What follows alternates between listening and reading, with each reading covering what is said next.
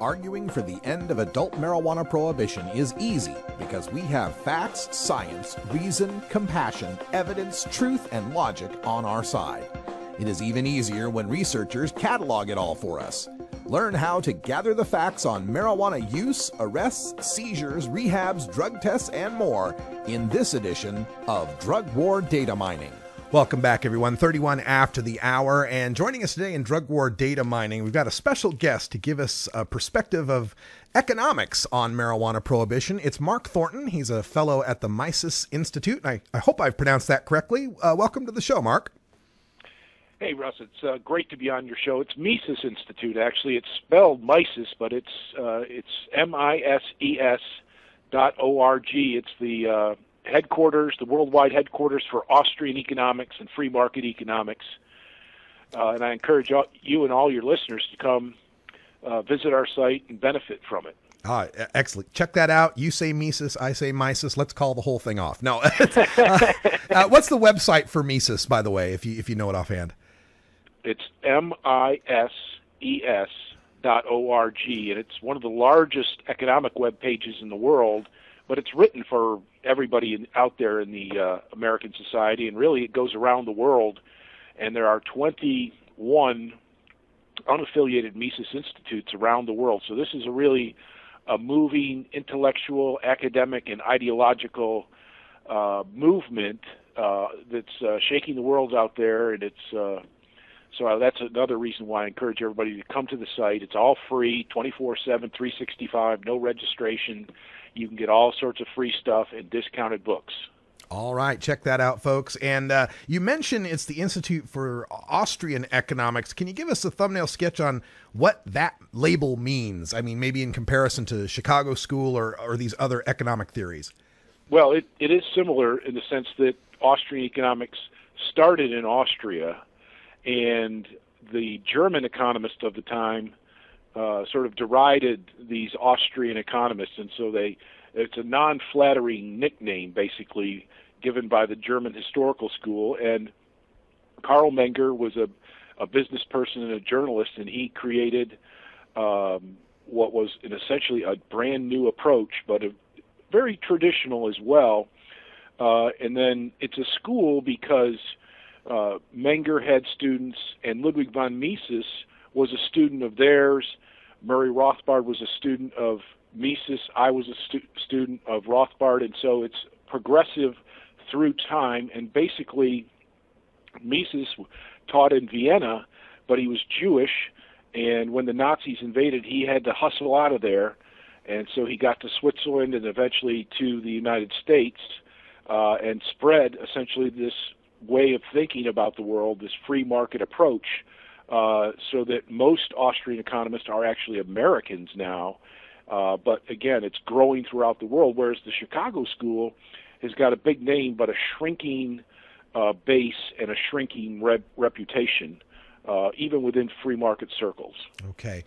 So, Mark, I'm curious about this because I've read a few of your papers online at Mises with regards to the economics of prohibition, and I'm just wondering how much legitimate study among economic schools has there been on the issue of prohibition, and how much is it changing now in the landscape of newly legal states? Well, many people associate economists with calling for the end of the drug war, but actually the early 19th century American economists were all for prohibition. They were for all sorts of government regulations and control over people's lives.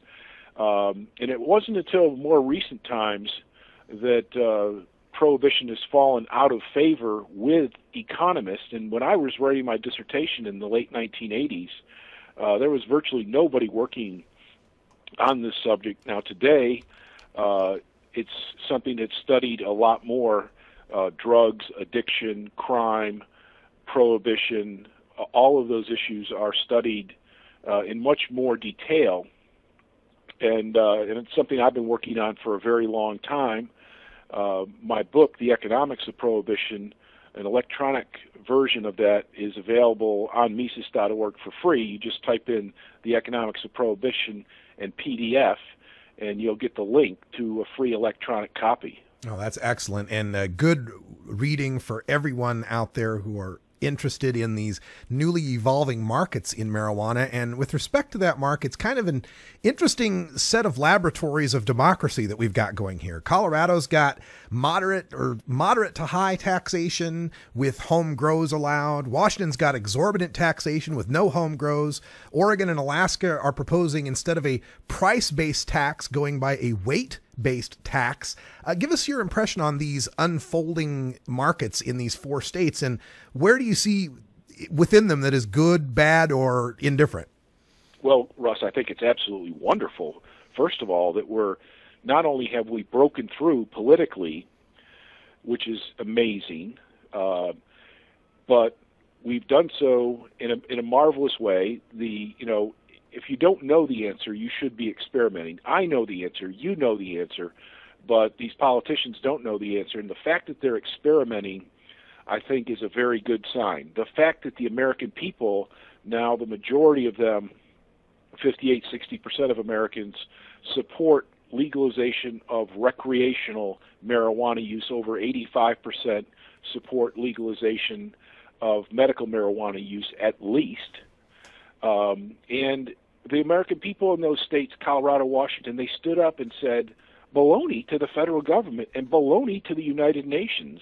We're doing it on our own, and don't try to stop us.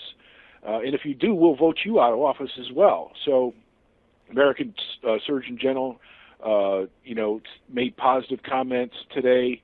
Sanjay Gupta of CNN switched sides. And so I think it's great. And eventually I think this experimentation is going to move in the direction of full legalization, where you have commercial and grow your own conditions without the large heavy tax burden, because the large heavy tax burden, that leaves the black market in existence, and it leads a lot of bad behaviors in some cases to stay in existence. So I feel very confident that we're going to go in virtually every state to legalization of medical marijuana and legalization of recreational marijuana, and that there's going to be a progressive tendency to have a rational regulatory and taxation approach where you don't put exorbitant taxes and you don't have onerous regulations.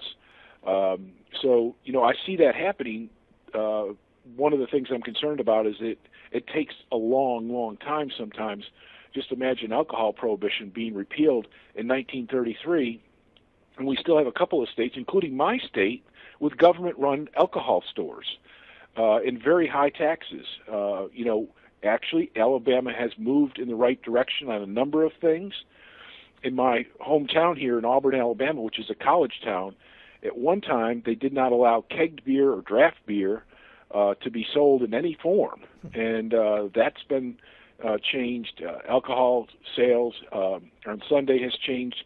So while I'm expecting a very fast movement towards legalization in the states and in the cities and the localities, very often once you get through the first round or two of that, then reform slows down and it gets mired in bureaucracy and red tape.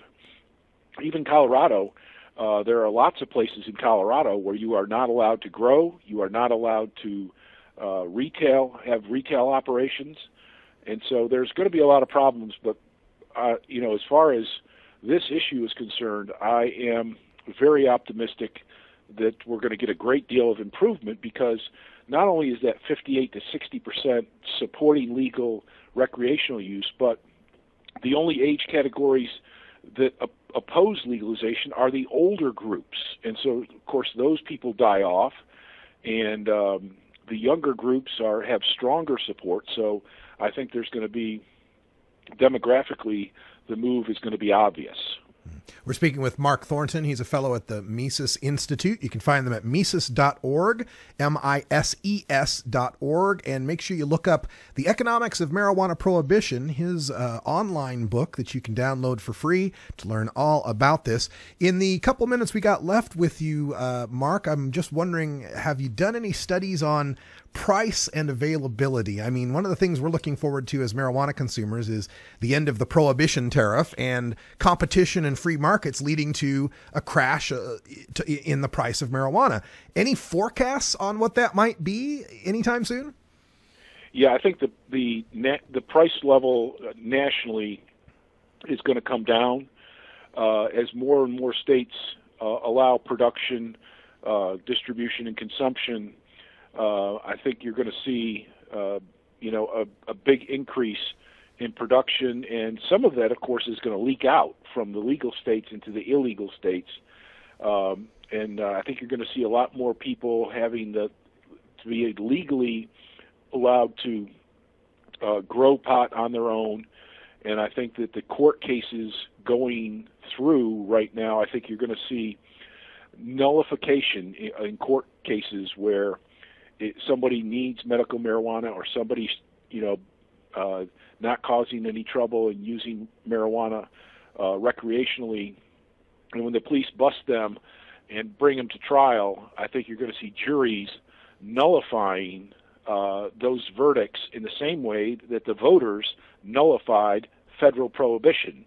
So I think if we keep pushing the envelope and juries nullify these court cases, which they have the right to do, and when they see a father with a family threatened with 10 years in prison for growing marijuana for his grandmother or his mother or himself, and putting that family at risk, I think you're going to see juries all over the country, even where marijuana is still illegal, nullifying those laws, and that's going to put tremendous pressure on public policymakers, and ultimately that's going to drive the price of marijuana down very significantly because, as you know, in a commercial setting, the price of marijuana would not be very high at all, and no pun intended there.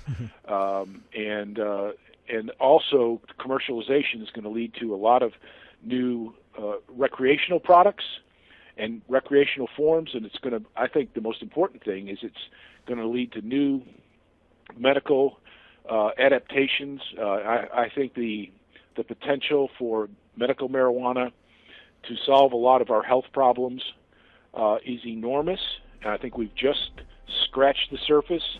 And when that gets out, as it does, I mean, you hear about retirement homes and things like that where everybody's eating marijuana brownies. This is something that's going to bust open the American political system, and it's going to teach every American a lesson about liberty. Oh, it's a good lesson to be learned, and it's not too late. Thank you so much, Mark Thornton, for your expertise and knowledge on this with the Mises Institute, Mises.org, MISES.org. Look up the economics of marijuana prohibition. Mark, thanks for joining us. We'd love to have you back sometime.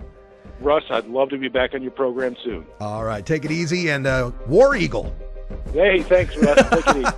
Herb's going to kill me for saying that. He's a Roll Tide, but we'll get by.